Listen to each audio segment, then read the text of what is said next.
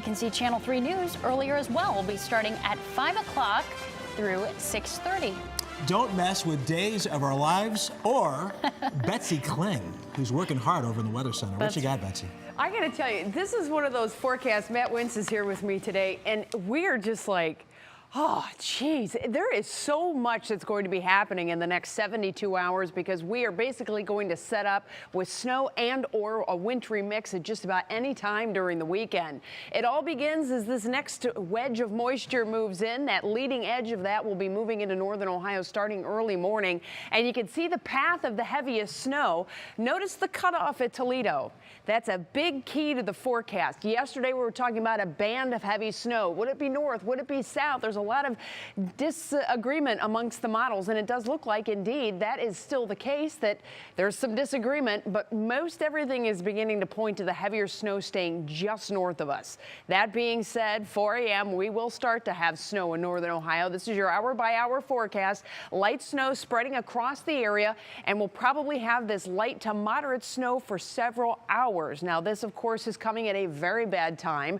I'd have to say if you have travel plans tomorrow morning, earlier is always going to be better, but it won't necessarily be that helpful, and that is simply because once things clog up, it's going to take some time for everything to unclog.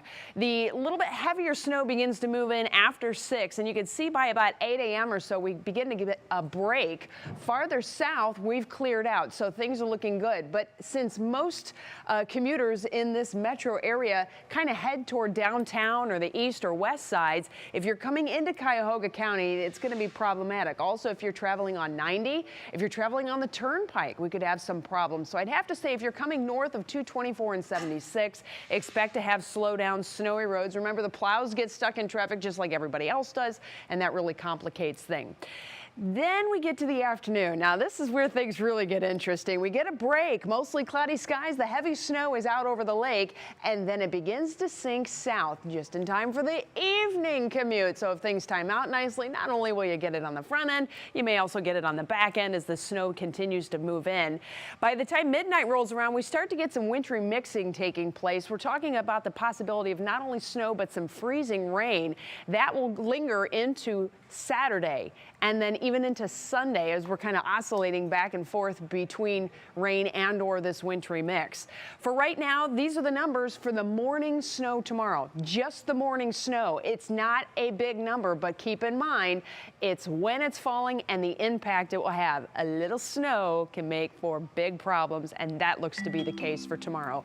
Universal Windows Direct 7-day forecast, morning snow with that PM mix moving in. We have the wintry mix sticking around through the weekend, and we get a bit of a break as temperatures warm back up to the 40s as we go through next week. All in all, just looks like good Olympic viewing weather.